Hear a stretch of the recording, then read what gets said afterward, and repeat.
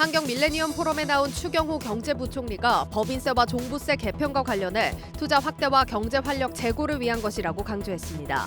세수가 줄더라도 글로벌 복합 위기 상황에서 민간 경제 활력을 높이고 민생 안정을 도모하겠다는 취지입니다. 치솟는 물가의 가성비를 중시하는 불황형 소비가 확산하고 있습니다. 편도족, 밀프렙족 같은 신조어까지 등장할 정도인데 위기의 전조가 아니냐는 우려감이 높습니다. 성일 하이텍 공모 청약이 1200대 1의 치열한 경쟁률을 기록하면서 2차 전지 공모주들의 관심이 집중되고 있습니다.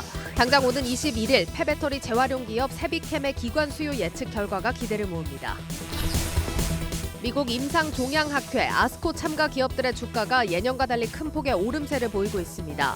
항암제 분야에 대한 해외 인수 합병 움직임과 연구 성과에 대한 기대감이 반영된 결과로 보입니다.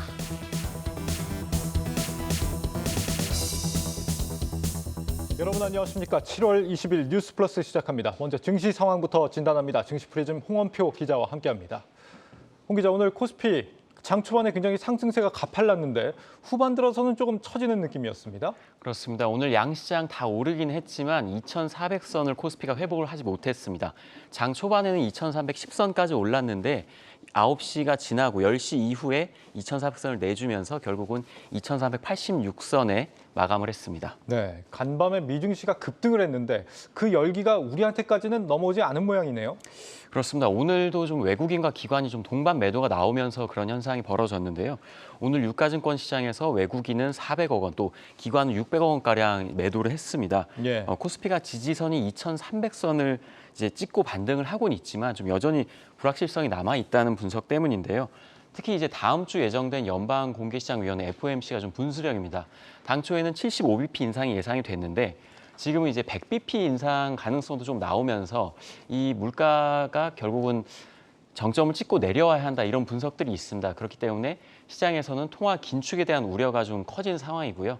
그래서 이제 미국의 금리 인상 속도가 좀 느려져야, 이런 신호가 나와야 코스피도 안정적인 반등이 가능해 보입니다. 네, 이 증시가 최악을 지난 거냐 아니면 베어마켓 랠리냐를 놓고 또다시 고민이 깊어진 상황입니다. 물가는 작년 10월부터 치솟았기 때문에 지표상으로는 하반기 중에 당연히 수치가 하락하겠죠. 기저효과가 있으니까. 지금 문제는 이제 경기 침체 이슈입니다.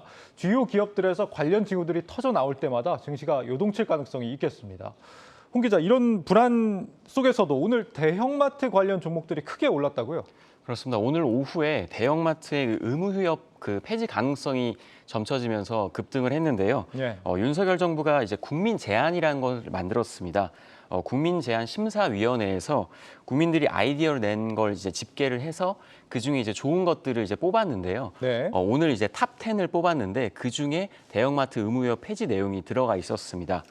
이 때문에 이마트가 8%대 상승을 했고 롯데쇼핑이 한 4% 올랐는데 이 의무휴업은 2012년에 도입이 됐습니다. 그런데 도입 당시에도 그렇고 이제 지금까지도 좀 실효성에 대해서 좀 이제 지적을 하는 분들이 많았습니다. 네. 그런데 이번에 이제 국민 제안에 선정이 되면서 내일부터 열흘간 이제 온라인 투표를 진행을 하게 됩니다. 그 중에 상위 3개를 선정을 해서 이 부분은 좀 제도를 바꾸자, 이렇게 제안을 할 예정인데, 아무래도 이 대형마트 휴업은 많은 국민들이 체감을 하고 있기 때문에 상위 3위 안에 좀 들어가지 않을까, 이런 예상이 되고 있습니다. 예. 그리고 오늘 상한가를 기록한 종목이 있었는데 대성창투, 어떤 배경입니까? 네, 대성창투는 이제 투자사인데요. 오늘 상한가를 기록한 이유는 영화 한산 때문입니다. 네. 이 대성창투가 영화 한산에 투자를 했는데 우리나라는 아무래도 이순신 장군에 대한 좀 존경심, 또 인기가 대단하지 않습니까? 그렇죠. 지난 2014년에 나왔던 명량이라는 영화가 개봉을 했었는데 그 명량이 1,700만 명의 관객을 동원을 했습니다. 당시에도 이제 우리나라 최고 흥행작이었고 지금까지도 그 기록이 깨지지 않고 있는데 예. 대성창투가 이번에 이제 한산에 투자를 했고, 당시에 이제 그 명량에 투자를 했을 당시에는 7월 30일에 개봉을 했는데 개봉 일주일 전에 1,100원이던 주가가 개봉하고 그 이후에 2,600원까지 올랐습니다. 무려 이제 2.5배 정도 올랐는데 네. 이번에도 이 명량이라는 작품, 한산이라는 작품이 명량의 감독이었던 김한민 감독이 이제 메가폰을 잡았다는 소식 때문에 좀 기대를 많이 모으고 있습니다. 그렇군요. 이 외에도 오늘 콘텐츠 관련주들이 전반적으로 좀 올랐는데 역시 이 간밤에 넷플릭스 실적 영향을 받았다 이렇게 봐야겠죠? 그렇습니다. 넷플릭스의 실적이 전분기보다는 좋지 않았지만 그래도 예상치보다는 잘 나왔기 때문에 시간외에서 좀 급등을 했는데요. 예. 우리나라 콘텐츠주들도 이거에 좀 영향을 받았습니다. 그래서 펜 엔터테인먼트는 두 자릿수 급등을 했고요. 스튜디오 드래곤이나 대어미디어도 한 5% 이상 상승을 했습니다. 네. 그렇다면 이 넷플릭스 실적에서 비롯된 미 증시의 반등 어떻게 바라봐야 할지 바로 이어서 알아보죠. 증시 프리즘 홍원표 기자였습니다.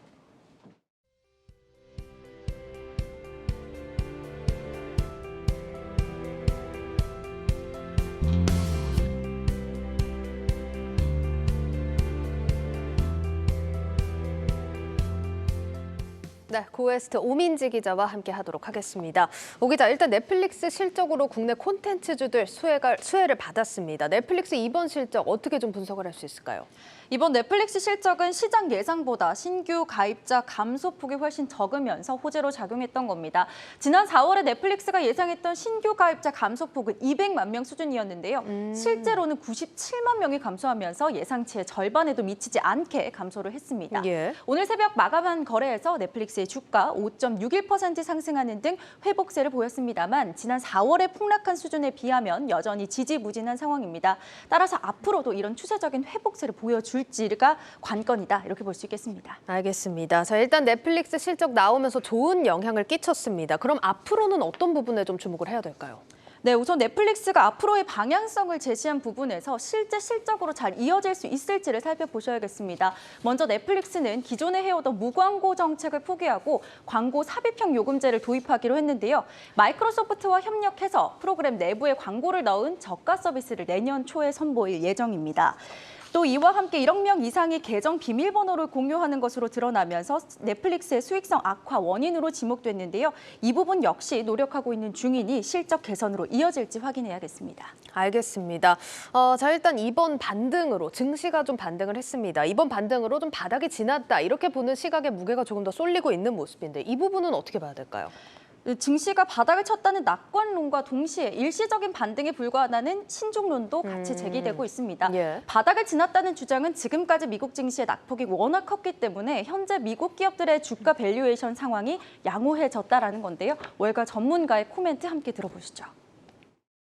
If you think of the S&P 500 down nearly 20%, valuations were moving more into what we would say normal valuations coming off of excessively high price to earnings ratios at the beginning of the year. So now that we're seeing some normalization, we're seeing volatility somewhat subside, it's giving investors more of this open window to move back into the market. 예, 그러니까 체력적인 측면이라기보다는 밸류에이션 부담이 좀 낮아진 만큼 투자자들의 유입이 많아질 수 있다 이런 내용입니다. 자, 그러면 어쨌든 지금 상황에서는 좀 긍정적인 포인트로 볼 수 있을 것 같은데 이렇게 바닥론을 제시하는 분들의 뭐 어떤 근거나 시그널 어디서 찾을 수 있을까요? 우선은 시장의 공포지수라고 이야기하는 VIX 지수도 많이 낮아졌습니다. 약 한 달 전에는 34 수준까지 올랐던 VIX 지수 이날만 3.16% 하락하면서 24 수준까지 떨어졌는데요. 예. 또 뱅크 오브 아메리카에서 투자 전문가들을 대상으로 설문조사를 실시한 게 있습니다. 이때 주식 투자 비중은 금융위기 당시인 2008년 10월 이후 가장 낮은 수준이었고 현금 비중은 6%를 돌파하면서 2001년 이후 최대 수준이었습니다. 이 뱅크 오브 아메리카는 투자자들이 글로벌 금융위기 동안에도 볼 수 없던 수준으로 위험 자산 비중을 줄였다면서 이 부분이 완전한 항복 신호라고 분석했습니다.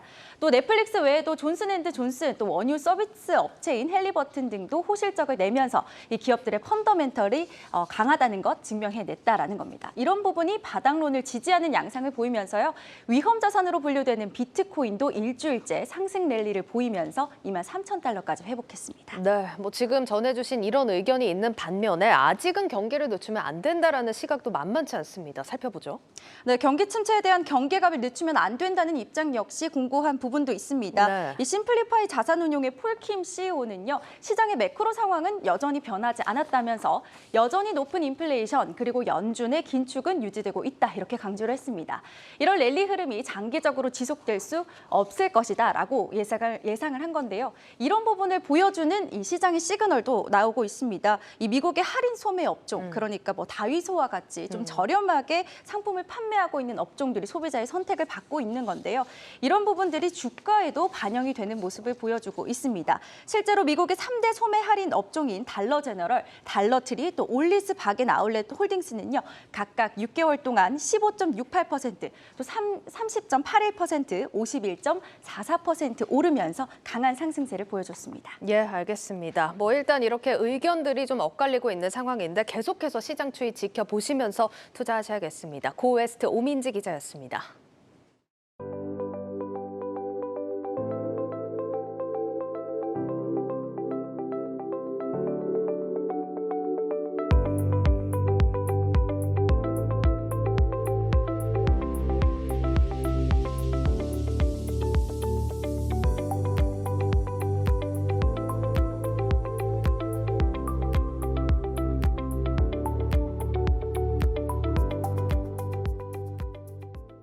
네, 앞서 살펴본 불황형 소비의 그림자는 해외뿐 아니라 국내에서도 짙어지고 있습니다. 천정부지로 치솟는 물가에 한 푼이라도 아끼려는 알뜰 소비족이 빠르게 늘고 있는 것으로 나타났습니다. 먼저 김예원 기자 리포트 보시고 이어가겠습니다.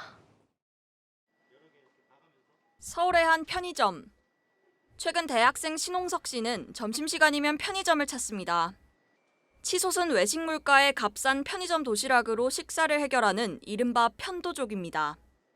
평소에는 끼니를 해결하기 위해서 주변 식당을 자주 이용하곤 했었는데 요새 물가가 좀 오르다 보니까 간편하게 편의점에서 해결하고 있습니다.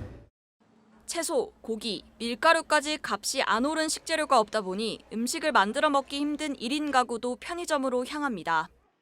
아무래도 야채가 다 저는 한 개씩 사는데도 몇백 원 차이긴 하지만 그 몇백 원도 꽤 많이 올랐다고 생각하거든요. 장 보는데 요새 물가가 올라가지고 뭐 해먹기도 애매해가지고. 이 같은 편도족의 증가로 이달 들어 편의점 도시락 매출은 50% 이상 뛰었습니다. 아예 외식을 줄이고 며칠치 도시락을 싸는 밀프렙족도 등장했습니다. 실제 한 이커머스 업체의 도시락 관련 상품 판매가 전년보다 최대 80% 이상 늘었습니다. 모든 제품을 5,000원 이하의 균일가로 판매하는 다이소도 새로운 장보기 명소로 떠오르고 있습니다.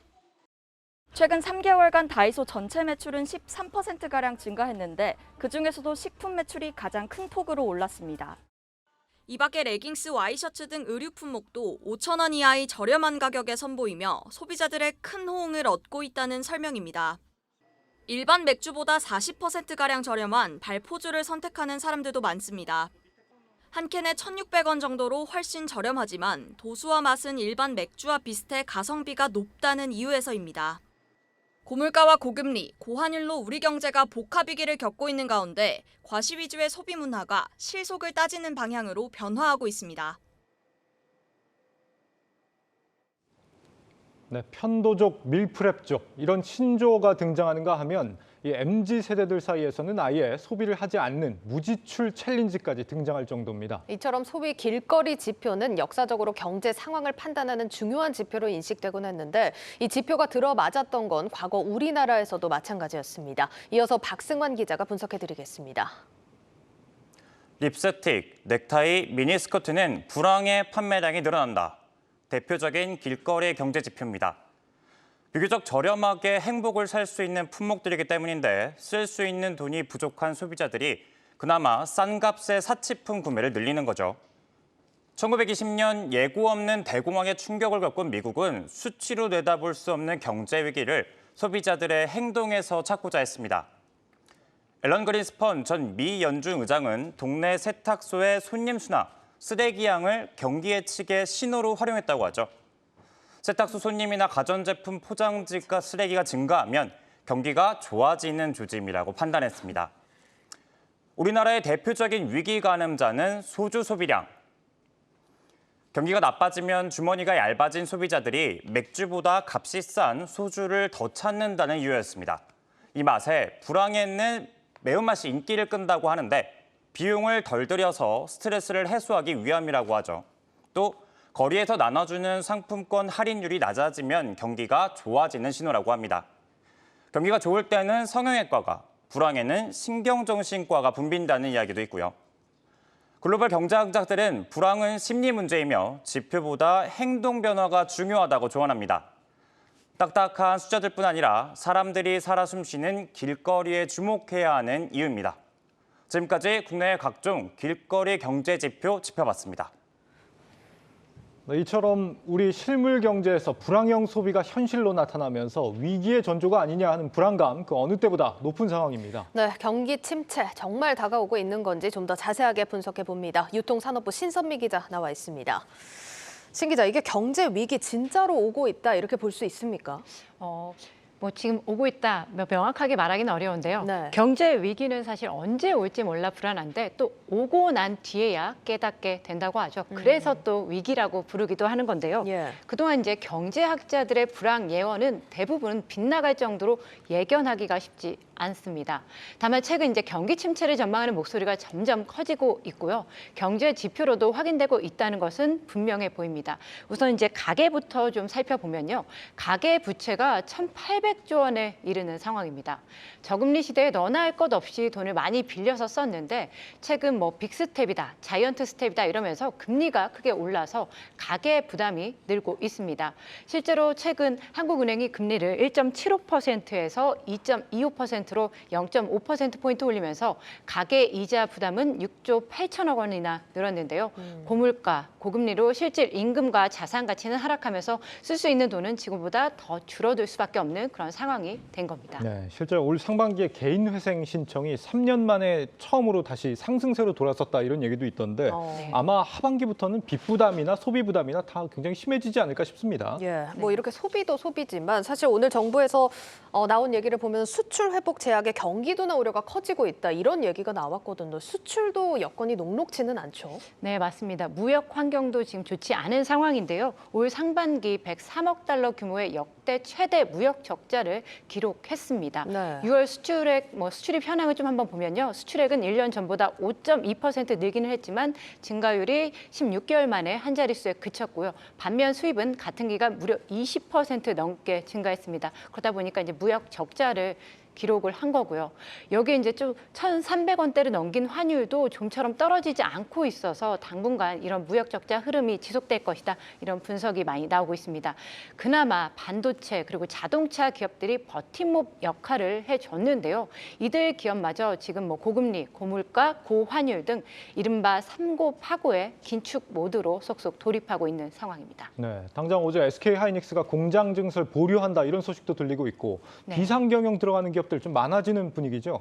네, 오늘 또 신문에서도 일면 헤드라인이 바로 글로벌 긴축 태풍이 다가오고 있다 이런 거였거든요. 예. 사실상 이제 긴장감이 고조되고 있다 이렇게 볼 수 있겠습니다. 최근 또 보면요, 제조업 평균 가동률이 75%대로 점점 떨어지고 있습니다. 제조업 생산 능력 지수도 1년 8개월 만에 최저치로 추락을 했습니다. 지금 이 상황을 본다면 있는 설비도 가동을 제대로 못하고 있는 상황이라 이렇게 볼 수 있는데요. 기업들의 긴축 경영이 시작되면서 투자 위축이 불가피한 겁니다. 기업 투자가 줄면 또 일자리가 감소하고 가계의 소득도 줄면서 다시 소비가 위축되는 이 악순환의 고리에 빠질 수밖에 없는 건데요. 최근 주말에 이제 대형마트 가보시면 초저가, 신선하지 않다고 느끼면 무조건 환불 이런 표현들 자주 보실 겁니다. 불황 속에 지갑을 닫는 그 소비자들을 한 명이라도 붙잡기 위해서 유통업계가 내놓은 전략인 건데요. 이 또한 불황을 나타내는 한 지표라고 볼 수 있겠습니다. 네. 여기서 또 한 발 더 나아가면 공짜 마케팅, 이른바 이제 프리코미녹스가 등장하는 건데요. 그나마 아직 여기까진 가지 않은 상황이긴 합니다. 예, 뭐 지금 여러 가지 상황을 짚어봤지만 사실 이런 위기의 근원을 따지자면 고물가가 가장 큰 문제 아니겠습니까? 맞습니다. 물가가 미쳤다 이런 말이 절로 나오는 예. 상황인데요. 몇 달 전만 해도 이제 5%대 물가를 좀 걱정을 했거든요. 그러던 정부가 이제는 6%대 상승률을 기정사실화했습니다. 일시적으로는 뭐 7%도 가능하다 이렇게 언급까지 했는데요. 이 치솟는 물가에 지난달 경제 고통 지수도 6월 기준 역대 최고를 기록했습니다. 근데 이제 문제는요. 고물가, 고유가, 고환율 모두 대외적인 요인에 따른 것이라는 점입니다. 우리가 우리가 사실상 대응 방안을 찾기가 쉽지 않은 거죠. 그렇더라도 이제 정부와 정치권, 기업, 가계가 지혜를 모아서 이제 닥쳐올 경제 위기의 태풍을 피하기 위한 방파제를 단단하게 구축해야겠습니다. 네, 방파제 구축하려면 일단 국회가 문을 열어야 하지 않겠습니까? 원구성부터 지금 난관인 상황이고 정부 물가 대책도 아직까지는 좀 체감 효과가 미미합니다. 어떻게든 좀 지출을 줄여서 버텨보려는 이 시민들의 불황형 소비 행태, 이 당국자들이 심각하게 받아들여야겠습니다. 신선미 기자였습니다.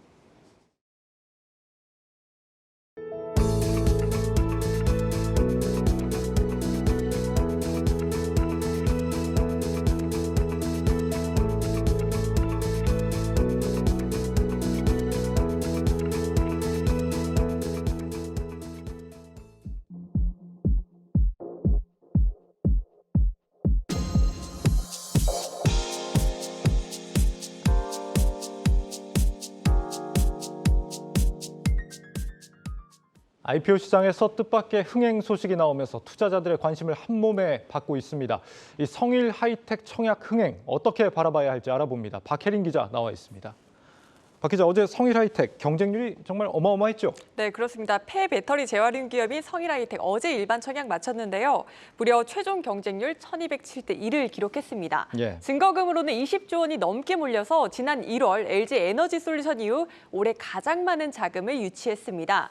지난달 우리 증시 하루 평균 거래 대금이 16조 원 수준인데 이걸 고려하면 얼마나 열기가 뜨거웠는지 감이 오실 겁니다. 이번 성일 하이텍의 청약은 최근과 같이 투자 심리가 꽁꽁 얼어붙은 상황에서도 기초 체력 탄탄한 종목들은 시장의 선택을 받는다는 걸 여실하게 보여준 사례였습니다. 네, 요즘 같은 불안한 시기에 청약 넣으신 분들은 뭐 다행이다 싶기도 하시겠습니다만 한편으로는 경쟁률이 이렇게 높으면 몇 주 못 받게 되는 거 아닙니까? 아마 그럴 겁니다. 균등 배정을 노리고 10주만 청약하신 분들이라면 많아봤자 한 주, 2명 중 1명꼴로 한 주도 손에 쥐지 못합니다. 네. 아쉬움이 크실 텐데요. 이어 세비캠이라는 기업도 코스닥 상장 채비를 마치면서 이번 성일 하이텍의 흥행 열기를 이어갈 것이란 전망이 나옵니다. 세비캠, 이 열기를 진짜 뭐 이어갈지 어떨지 모르겠지만 그럴 가능성이 있다. 이거 어떤 기업입니까? 네, 성일 하이텍과 비슷하게 폐배터리를 재활용하는 기업입니다.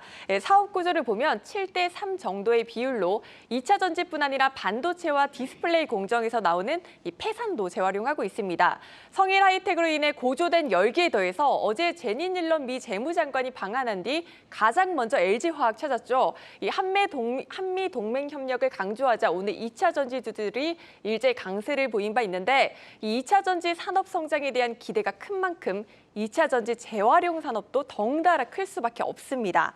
전문가들은 2040년까지 배터리 재활용 시장이 연평균 33% 성장할 것이라고 전망하고 있습니다. 여기도 폐배터리 재활용 쪽이네요. 지금 상장을 하는 배경은 뭐라고 할 수 있습니까? 네, 그렇습니다. 지금 상장하는 배경은 2차 전지 산업이 워낙에 시장이 성장성이 뚜렷해지고 있고 또 이번 세미캠은 이번 상장으로 인해서 2차 전지 재활용 토탈 솔루션 기업으로 도약하겠다는 포부를 밝혔는데 구체적으로 어떤 청사진 그리고 있는지 세비캠 대표를 문영민 기자가 직접 만나봤습니다. 성일 하이텍의 청약 흥행으로 같은 사업을 영위하는 세비캠의 기업 공개에도 투자자들의 기대가 커지고 있습니다. 세비캠은 폐배터리 사업에 나선 지 5년밖에 안 됐지만 빠르게 두각을 드러내고 있습니다. 실제로 2019년 50억 원에 불과했던 폐배터리 사업 매출액은 지난해 228억 원으로 급증했습니다. 세비캠은 가파른 성장의 배경으로 동종업체와 비교해 높은 가격 경쟁력을 꼽았습니다. 동종업계는 고상으로 이제 제조를 하는데 저희는 액상으로 제조를 하고 있습니다. 높은 어떤 기술력을 요구를 한 반면에 코스트가 낮은 그런 어떤 부분이어서 업계 대비 경쟁력이 높다고 볼 수가 있겠습니다. 액상 전구체 소재가 고상 제품보다 공정이 간단해 제조 비용을 아낄 수 있다는 겁니다. 실제로 세비캠은 업계 평균 88%에 달하는 매출 원가율을 70% 아래로 낮췄습니다. 고객사 규격에 부합하는 맞춤형 전구체 복합액 개발 기술도 세비캠의 경쟁력입니다. 최근 LG화학 합작사가 세비캠과 10년간의 공급 계약을 맺은 것도 이러한 이유입니다. 한편 세비캠은 20일에서 21일 기관 수요 예측에 이어 26일부터 이틀간 일반 청약을 진행합니다. 공모 자금은 캐파 확장과 태양광 패널 재활용 신사업 진출 등에 활용됩니다. 24년까지 LG화학의 어떤 공급할 물량 제3공장을 증설하게 되면은 약 3배 정도 수준, 그러니까 복합액, 전구체 복합액으로 약 3만 톤 정도를 공급할 수 있을 것 같습니다. 태양광 패널 부분도 저희들이 지금부터 투자를 시작을 하고 있고요.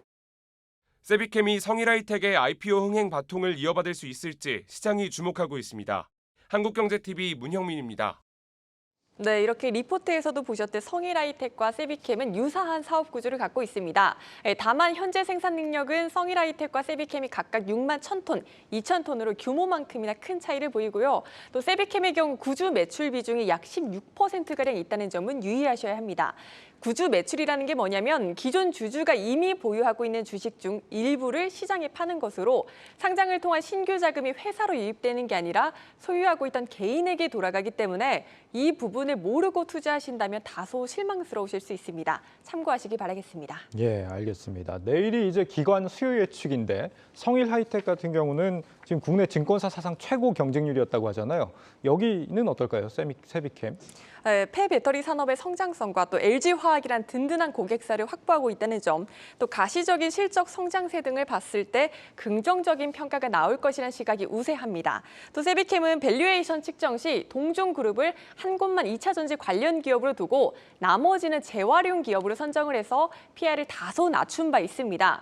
에코프로비엠이나 포스코케미칼과 같은 회사들을 피어 그룹으로 넣었다면 몸값을 조금 더 높게 인정받을 수 있었을 텐데 시장 상황을 고려해서 다소 보수적으로 공모가 밴드 책정해서 이 친화력을 높였다는 평가가 또한 나오기도 합니다. 네, 적어도 이제 고평가 논란은 없다라는 건데 한편으로는 비슷한 시기에 좀 비슷한 기업들이 너무 나오면 경쟁력이 또 떨어지는 건 아닌가 걱정되기도 합니다. 자, 그리고 지금 흥행에 성공한 성일하이텍은 28일에 상장을 하죠. 따상이 가능할지 좀 궁금한데 2차 전지 기업들 상장 후에 주가 흐름을 좀 분석을 해봤다고요? 네, 그렇습니다. 실제로 그동안 2차 전지 새내 기주들은 약세장에서도 선방한 결과를 보여왔습니다.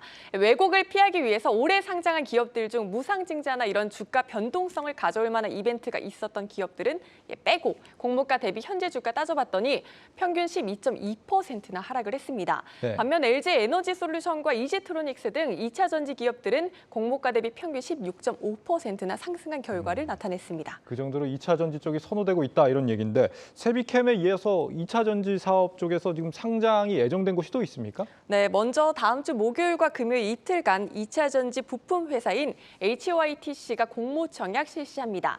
2차 전지 생산 공정 가운데 극판과 조립 공정에 쓰이는 초정밀 부품을 만들어서 이 삼성 SDI와 SK온 등에 납품하는 회사입니다.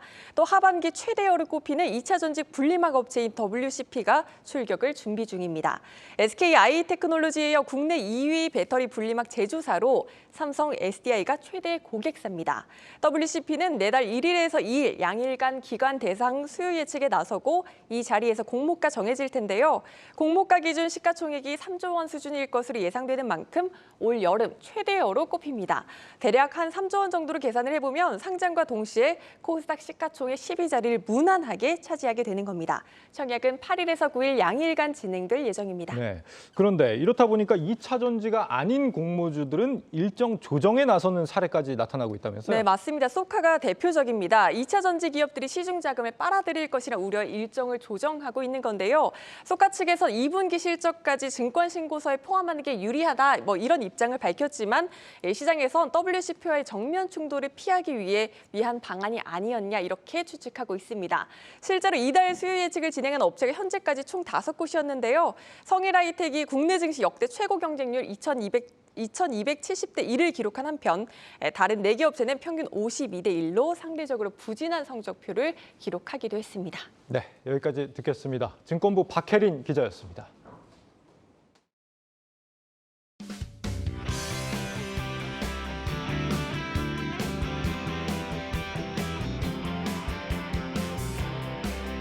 청년 고용 문제가 구조적으로 복잡하게 얽혀 있는 만큼 노사정을 비롯한 모든 경제 주체가 머리를 맞대고 합심해야만 해결의 실마리를 찾을 수 있습니다.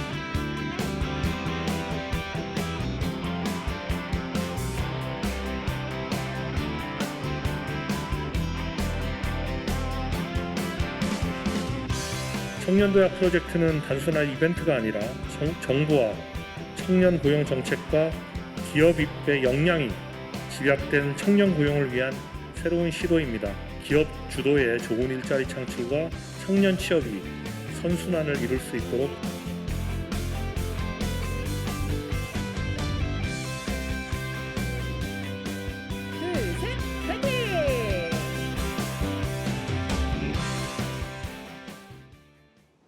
올해 세제 개편안이 부자 감세라는 지적에 대해 추경호 경제부총리가 정면 반박했습니다. 법인세와 종부세 부담 완화는 그동안 과도하게 부과됐던 세금 체계의 정상화 차원이라는 설명입니다. 정희영 기자입니다. 추경호 경제부총리 겸 기획재정부 장관이 곧 발표를 앞둔 법인세와 종부세 개편안은 부자 감세가 아닌 조세 정상화라고 강조했습니다. 내년도 세제 개편안 발표를 앞둔 가운데 지난달 새 정부 경제정책 방향을 통해 법인세 인하를 밝힌 이후 지적받아온 부자 감세와 기업 밀어주기라는 주장을 일축한 겁니다. 법인세 좀 낮춘다고 그러니까 대기업 부자만을 위한 거 아니냐 하는데, 법인세는 영향을 받는 것이 대주주에 관한 문제가 아니고 주주, 그다음에 거기에 이해관계자, 근로자, 하청업체, 소비자 다 영향을 받는 것이 법인세이기 때문에 현재 법인세는 과표 구간이 4단계로 나눠져 있고 최고 세율은 25%에 달하는 등 선진국 대비 복잡하고 높게 책정돼 기업들의 투자 여력을 저하시키는 등 경쟁력을 떨어뜨린다는 지적을 받고 있는 상황. 현재 한국의 조세 경쟁력은 조세 정책 전체 순위로는 63개국 가운데 26위를 기록하고 있는 반면 법인세율 분야 순위는 39위로 저조합니다. GDP 대비 법인세 수비중은 지난 2019년 기준 4.3%로 OECD 평균 대비 1.5배가량 높고 미국보다는 4배 이상 높습니다. 정부는 최고 세율을 22%로 낮추고 구간도 단순화시켜 이처럼 떨어진 조세 경쟁력과 과도한 세금 부담을 정상화시키겠다는 계획입니다. OECD 국가가 22개 국가가 단일 구간이고 12개 국가가 2개 구간입니다. 우리는 구간이 너무 많습니다. 저 구간을 단순화시키고 최고 세율 구간을 낮추고, 아울러 종부세 부담 완화 역시 부자 감세가 아닌 과세 정상화라고 강조했습니다. 과세 강화 이전인 지난 2018년 대비 올해 종부세액은 20배 폭증했고 같은 기간 과세 인원은 4배가량 증가한 상황입니다. 종부세가 몇 년 동안 너무 과도하게 징벌적으로 운영하면서 부동산은 못 잡으면서 아주 중산층들만 아주 잡는, 그리고 부자와 그렇지 않은 자들을 편가르게 하면서 오히려 사회 갈등 구조를 또 유발시킨 정말 비정상적으로 운영된 부분입니다. 종부세를 이번에 대폭 또 고칠 예정입니다. 이미 제도가 시행돼 운영되고 있는 중인 만큼 당장 폐지는 어렵지만 완화를 통해 과도한 세 부담을 정상화시키겠다는 설명입니다. 법인세와 종부세 부담 완화로 왜곡된 세금 체계의 정상화뿐 아니라 기업 활력과 경제 활력을 제고하고 민생 안정까지 도모하겠다는 계획입니다. 정부는 내일 세제발전심의위원회를 열고 법인세, 종부세 부담 완화와 더불어 소득세 개편 등을 담은 내년도 세제 개편안을 확정 발표할 방침입니다. 한국경제TV 정희영입니다. 내일부터 금융지주사들의 실적 시즌이 본격 시작됩니다. 사상 최대 실적을 또다시 경신할 거란 기대감에 오늘도 주가가 강세를 보였지만 문제는 하반기부터 거세지고 있는 규제 리스크입니다. 김보미 기자입니다. 국내 4대 금융지주의 2분기 순이익 예상치는 4조 5,366억 원, 지난해 같은 기간보다 약 7% 늘어날 걸로 전망됩니다. 상반기로는 9조 2,086억 원으로 또 사상 최대입니다. 기준금리 인상으로 은행의 순이자 마진이 확대될 것으로 예상되는 데다 주춤해진 가계대출 상승분을 기업대출 영업 확대로 만회했을 것이란 분석입니다.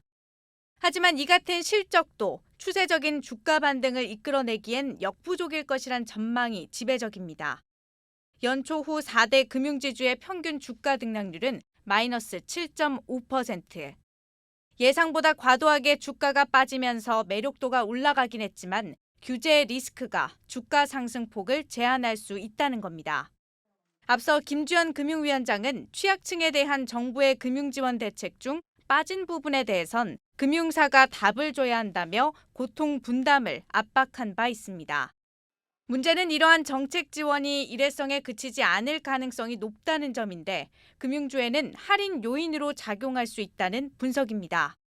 급격한 금리 인상으로 인한 경기 침체 우려가 여전하다는 점도 문제입니다.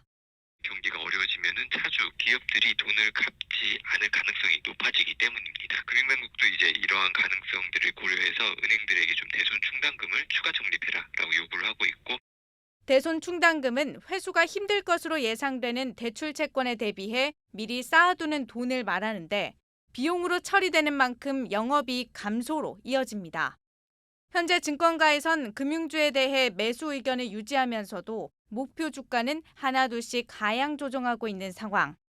금리 인상기의 대표적인 수혜주는 금융주라는 공식이 깨지고 있습니다. 한국경제TV 김보미입니다.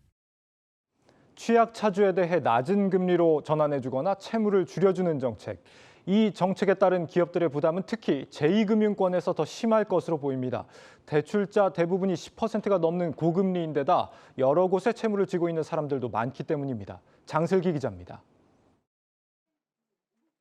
취약차주를 지원하자는 정부의 민생안정 대책 발표 이후 은행의 이자 감면책이 잇따라 쏟아지자 제2금융권은 그야말로 가시방석입니다. 금융위원회가 자영업자 중 취약차주의 부채 상환 부담을 능력에 맞게 조정하는 대환이나 감면책 등을 내놓았는데 제2금융권의 경우 사실상 대출자 대부분이 취약차주이기 때문입니다. 한국은행에 따르면 지난 5월 기준 은행권의 가계대출 평균 금리는 연 4.14%인 반면 저축은행의 금리는 3배가량 높습니다. 저축은행 대출자 중 3개 이상의 금융회사에서 돈을 빌린 다중채무자 비중도 올해 5월 말 기준 75.8%까지 늘어 역대 최고치를 나타냈습니다. 정부 방침에 따라 은행권은 연 7% 이상을 고금리로 보고 금리 깎아주기가 한창인데 제2금융권은 사실상 손도 대지 못하고 있는 상황입니다. 업권 특성상 건전성 차원에서도 은행과 같은 기준을 갖고 가기가 쉽지 않다고 업계는 토로합니다. 은행이야 그런 취약 차주들이 사실 얼마 안 될 거긴 한데 저축은행은 거의 대부분이 다중채무자에 쉽지가 않죠. 신용도가 높고 이런 분들만 책임할 수밖에 없지 보수적으로 할 수밖에 없으니까. 카드론도 상황은 마찬가지입니다. 정부의 방침대로라면 카드론을 받은 소상공인 중 90일 이상 연체자에 대한 채무는 최대 90%까지 감면을 해줘야 하는 상황입니다. 여기에 당국이 5곳 이상 돈을 빌린 다중채무자에 대해선 카드론을 받지 못하게 하는 방안까지 검토 중인 만큼 제2금융권의 대출 문턱은 더욱 높아질 수밖에 없습니다. 정부가 지금 어려움을 해소한다고 자칫하게 되면 이게 지금 마지막이 아니고 경제 사정이 앞으로도 별로 그렇게 좋아질 것 같지 않단 말이죠. 그러면 향후는 어떡할 거냐. 성실 상환자에 대한 역차별에 이어 금융사 대출 문턱을 더 높인다는 지적까지 더해지고 있어 K금융복지에 대한 논란은 더욱 지속될 전망입니다. 한국경제TV 장슬기입니다. 드라마 이상한 변호사 우영우의 폭발적인 흥행과 함께 이 드라마를 제작한 KT의 미디어 사업이 주목을 받고 있습니다. 중간지주사 역할을 한 KT 스튜디오 지니의 투자가 성과를 거둔 건데 KT의 IR을 맡고 있는 지승훈 상무는 한국경제TV에 출연해 하반기에도 5편의 드라마를 선보일 계획이라고 말했습니다. 김민수 기자입니다. 드라마 이상한 변호사 우영우는 첫 방영 후 3주 만에 시청률이 10배나 뛰면서 전국 시청률이 10%에 육박하고 있습니다. 장애를 특별하지도 부정적이지도 않은 시선으로 그려내는 최근 드라마 트렌드가 잘 반영됐다는 호평을 받고 있습니다. 그 성공 뒤에는 200억 원에 달하는 엄청난 제작비를 투자한 통신사 KT가 있습니다. 지난해 3월 출범한 스튜디오 지니를 중심으로 본격적인 미디어 사업에 나선 KT의 투자가 성공을 거두기 시작한 겁니다. 컨텐츠만 갖고 있는 것이 아니고 그거를 고객한테 잘 전달할 수 있는 미디어가 잘 이제 연결돼야 되는데 그런 것이 이제 저희 KT그룹에 잘 돼 있다고 보는 거고요. 저희가 지금 우영우를 시작으로 하반기에는 한 5개 정도 또는 이상의 컨텐츠를 준비하고 있습니다. 드라마 우영우의 성공과 함께 KT는 종합 미디어 사업자로 도약하기 위해 외부와도 적극적인 협력에 나설 계획입니다. 최근 CJ E&M과 두 회사의 OTT인 시즌과 티빙을 합병하기로 한 것이 그 첫걸음입니다. 중간 지주사 역할을 하며 KT의 미디어 사업을 주도한 스튜디오 지니가 성공하면서 KT의 지주형 회사 전환 역시 속도를 낼 전망입니다. 최근 구현모 KT 대표는 올해 말이면 지주형 회사 전환을 위한 구체적인 안이 나올 것이라고 말해 결론이 멀지 않았음을 시사했습니다. 분야별로 경쟁력 있는 것들을 선정을 해서 재배치를 하게 되면은 거기에 따른 그 성장 역량이 집중되고 그것이 기업 가치를 올리는 데 역할을 할 것이다라는 것이 이제 우리가 얘기하는 그 지주형 경영 체계의 이제 밑그림입니다. 그룹 내에 중복된 사업이 많은 KT가 지주형 회사로 전환해 효율적인 체제를 갖출 경우 시장의 재평가를 받는 기회가 될 것이란 분석이 나오고 있습니다. 한국경제TV 김민수입니다. 네, 영국에서 열리고 있는 최대 규모 국제 에어쇼에 현대차와 한화가 데뷔를 했습니다. 또 지금 부산에서 열리는 국제 모터쇼에는 SK텔레콤이 통신사로는 유일하게 참여를 하고 있는데 이렇게 경계가 허물어지는 미래 모빌리티 산업을 대표하는 게 바로 UAM입니다. 오늘 이와 관련해서 산업부 송민아 기자와 함께 이야기 나눠보겠습니다. 송 기자, 이게 한화랑 현대차가 데뷔했다는 국제 에어쇼 좀 생소합니다. 어떤 행사입니까? 네, 저도 영국에 대해서는 조금 많이 안다고 생각을 했었는데 네. 이번에 판버르 국제 에어쇼 이거를 최근 들어서 좀 알게 됐습니다. 이 판버르 국제 에어쇼는 영국 중남부에 위치한 판버르라는 도시에서 2년마다 개최되는 국제 에어쇼입니다. 지난 2020년에는 이 코로나로 인해서 개최가 되지 못했다가 4년 만에 문을 열게 됐습니다. 판버르 에어쇼는 이 파리 에어쇼와 함께 세계 최대 규모의 국제 에어쇼라는 평가를 받고 있는데요. 예. 올해는 전 세계 55개 나라에서 2,500여 개 기업이 대거 참여했습니다. 정의선 현대차그룹 회장과 또 어성철 한화시스템 대표이사 등 이 국내 기업 CEO들도 이번 에어쇼에 처음으로 모습을 드러냈습니다. 자동차와 이 방산물자를 만드는 현대차와 한화의 참여가 조금 이례적으로 비춰질 수가 있을 것 같은데요. 이들 기업이 공통적으로 좀 들고 나온 것을 살펴보면 바로 답을 찾을 수가 있습니다. 예. 그건 바로 UAM, 얼반 에어 모빌리티였습니다. 알겠습니다. UAM 컨셉 모델 정말 궁금합니다. 현대차부터 한번 볼까요, 그럼? 네, 먼저 좀 준비한 자료 영상을 한번 살펴보겠습니다. 실제로 지금 이 홍보 부스에서 틀고 있는 영상이긴 한데요. 네. 현대차의 그 미국 독립법인인 슈퍼널에서 만든 그 UAM 본체의 모습입니다. 세계적인 디자이너인 루크 돈코볼케 현대차 부사장이 직접 디자인을 참여했습니다. 실내 공간은 누에고치에서 영감을 받아서 만들었다고 합니다. 좀 예. 독특하죠. 예. 이게 4~5인승 정원의 그 동그란 외관에 이제 아늑함을 좀 더 느낄 수 있는 실내를 표현을 하면서 이 탑승자의 그 편안함과 그리고 친환경을 더 강조를 했습니다. 정의선 회장은 이제 현지 시각으로 18일 영국 항공기 엔진 회사죠 롤스로이스와 그리고 프랑스 항공 엔진 기업인 사프란 등과 이 추진 시스템을 개발하기 위한 업무 협약에 나섰습니다. 또 항공기 배터리 제조업체인 EPS와는 이제 UAM 배터리 개발을 위한 업무 협약을 체결을 했습니다. 현대차는 이 높은 수준의 수소 연료 전지 기술을 보유하고 있는 것으로도 잘 알려져 있는데요. 각 기업의 수장들끼리 논의를 했기 때문에 아무래도 이 현대차의 수소 기술과 또 항공기 엔진 기술이 모여서 UAM 영역에서 조만간 더 의미 있는 결과물들이 나올 것으로 좀 전망이 되고 있습니다. 네, 뭐 롤스로이스가 합류했다니까 저도 한번 타보고 싶은데 네. 한화 시스템 모델도 궁금합니다. 네, 이번에도 한번 저희가 준비한 영상을 한번 먼저 보도록 하겠습니다. 예. 자, 현대차가 누에고치에서 좀 영감을 받았었다라고 하면은 이 한화 시스템 같은 경우에는 나비에서 좀 모티브를 끌어냈습니다. 예. 미국 오버에어사와 합작을 해서 UAM 기체를 지금 개발하고 있는 상황인데요. 이름도 그래서 버터플라이로 정했습니다. 한화 시스템은 이 현실감 있는 그 버터플라이 영상으로 좀 앞으로 이제 UAM이 상용화되면은 바뀌게 되는 그런 모습들을 조금 더 자세하게 좀 묘사를 해서 눈길을 끌었습니다. 지금 보는 화면이 지금 영국 템즈강을 따라서 낮고 그리고 굉장히 조용하게 이동하는 모습입니다. 예. 이 모습들은 굉장히 인상적으로 좀 보이는데요. 눈이나 비가 올 때에도 정상적으로 비행하는 모습들도 표현을 했습니다. 그러면서 그동안 이 UAM의 어떤 상용화의 걸림돌로 좀 지적이 됐었던 소음과 또 안정성에 좀 문제가 없다라는 점들도 강조를 했습니다. 한화 시스템은 현지 시간으로 19일 미 항공우주기업인 허니웰과 UAM 관련 서비스를 발굴을 하고 또 사업 모델을 협력하기 위한 업무 협약을 체결했습니다. 이 에어쇼가 앞으로 22일까지 더 열리게 되니까요. 추가 협업 소식이 더 나올 것으로 예상이 되고 있습니다. 알겠습니다. 뭐 SK텔레콤도 이게 다른 쇼지만 국제 모터쇼에 또 에어쇼에 이제 참가를 했는데 네네. 어떤 컨셉입니까? 네, SK텔레콤 같은 경우는 24일까지 열리는 부산 국제모터쇼에서 이 국내 통신 사업자 가운데에선 좀 유일하게 참여를 해서 UAM을 선보였습니다. 이 SKT가 주목한 분야는 바로 이 에어택시입니다. 백스코 제1전시관 한가운데 이 UAM 체험 공간을 꾸려서 에어택시 증강현실 가상체험관을 운영하고 이 관람객들의 이해를 돕고 있습니다.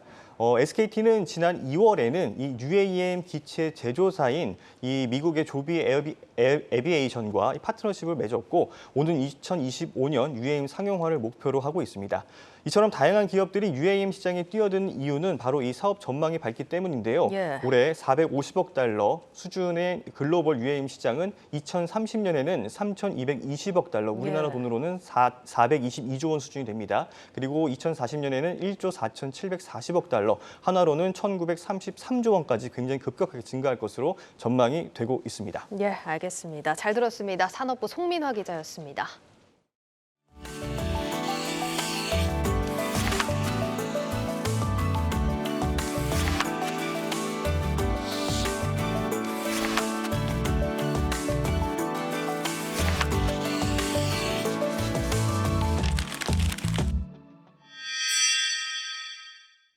네, 그간 투자자들의 아픈 손가락이었던 제약 바이오주가 최근에 눈에 띄는 반등을 보여주면서 흐름이 달라지고 있습니다. 관련해서 IT 바이오부 박승원 기자와 이야기 나눠보도록 하겠습니다. 박 기자, 이 제약 바이오 업종 성과 얼마나 좋아지고 있는 겁니까? 네, 이제 제약 바이오 종목이 포함된 지수를 이제 표로 준비해봤는데요. 보시면 코스피 의약품 지수의 경우 이제 이번 달 들어 7.6% 상승을, 코스닥 제약 지수는 이제 14% 넘는 오름세를 보였습니다. 그리고 이제 한국거래소가 선정한 제약 바이오주 89개 종목의 주가를 보여주는 지수가 바로 KRX 헬스케어 지수인데요. 예. 국내 증시에서 제약 바이오주 업종을 대표하는 지표인데 이 지수 역시 이번 달 들어 10% 가까이 상승했습니다.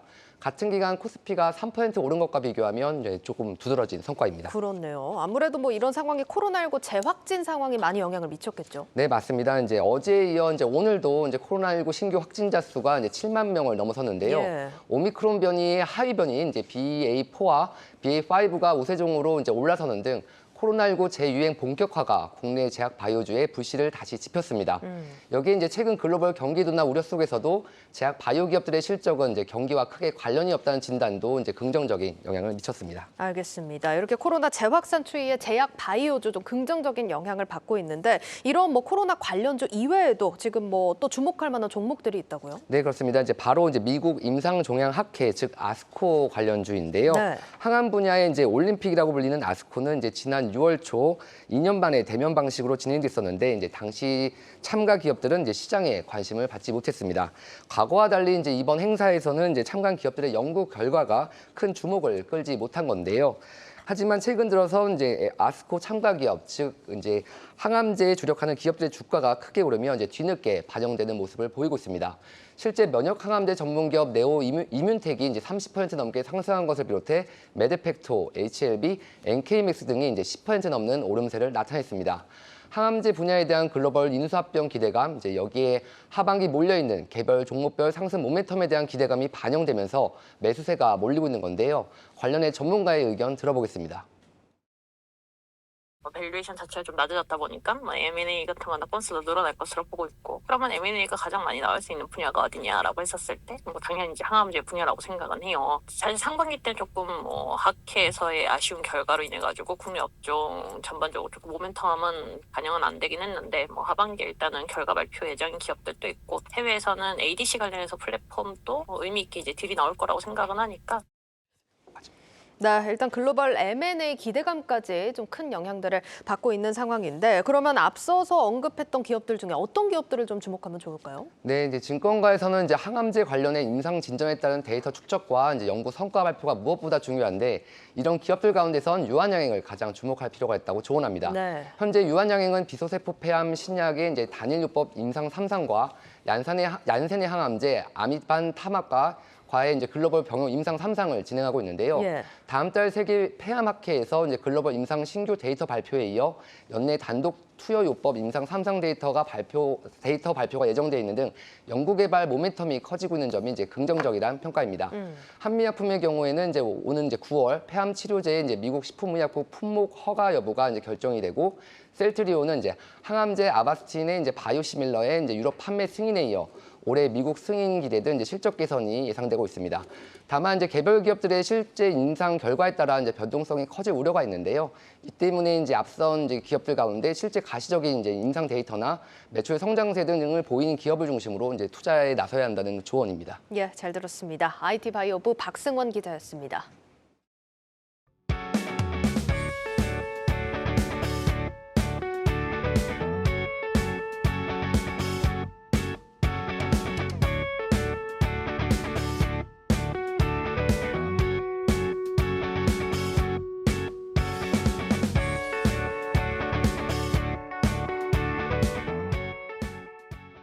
뉴스플러스를 마치겠습니다. 여러분 고맙습니다.